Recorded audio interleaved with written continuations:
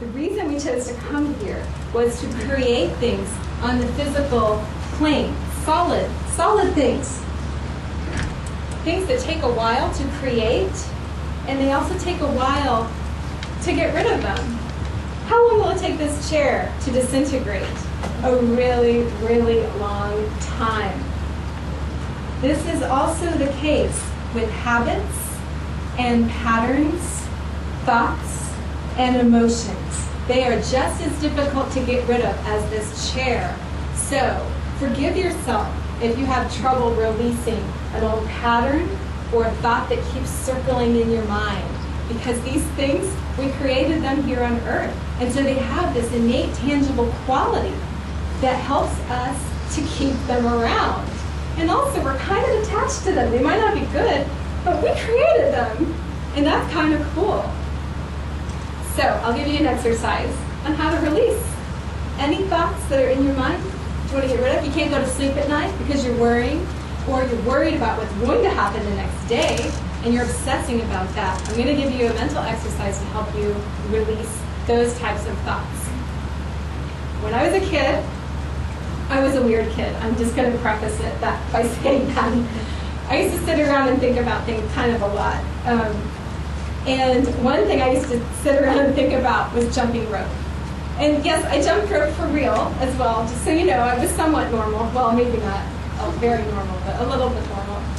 But sometimes I would actually sit down on the floor and actually imagine myself jumping rope.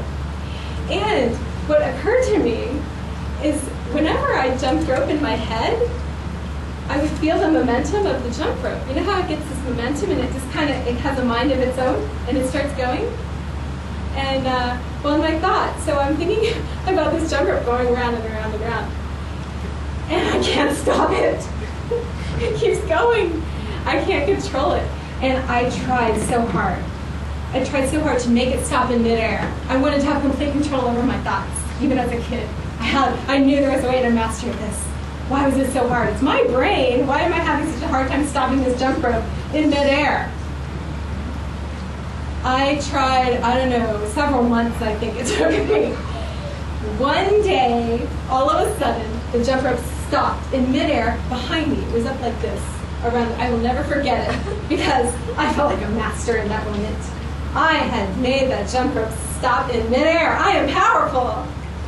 What I didn't realize, I was just as powerful before when I couldn't make it stop. I just wasn't conscious of my power. I was recreating the same thing over and over and over again because that in itself is powerful. I felt the power of the jump rope, the physical forces of the momentum of the jump rope going around me. I could feel that force. I created that too. I just was unconscious that it was me creating that. So when you realize that one way you can feel your power is to recreate old stuff over and over and over again. When you realize that when you do that, you're actually exerting your power. As soon as you realize that, you can release it. And it will transmute automatically. Because realizing you're powerful, you don't need to obsess about it anymore. It doesn't even exist. It's a moot point at that point. It's funny because we're the ones that created the belief that we can't control our own thoughts. Doesn't that mean something? Have some kind of ritual over their meals, either a blessing or expressing gratitude for their food.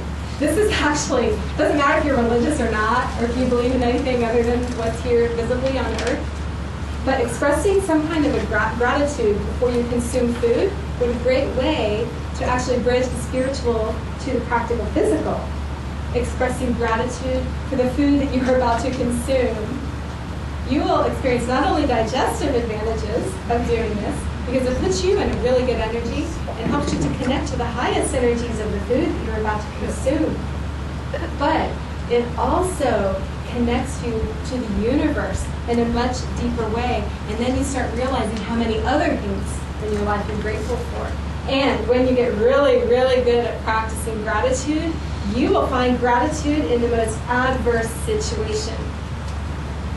It doesn't mean that it should have happened. It doesn't mean you drew it to you because something's wrong with you. It doesn't mean that you deserve for this really bad thing to happen to you. None of that. I'm not saying that. What I'm saying is, once the bad thing happens to you, there can be something that you can take out of it. There is always a silver lining, even if the silver lining is only this. Well, at least now I have compassion for other people who are going through the same thing I went through.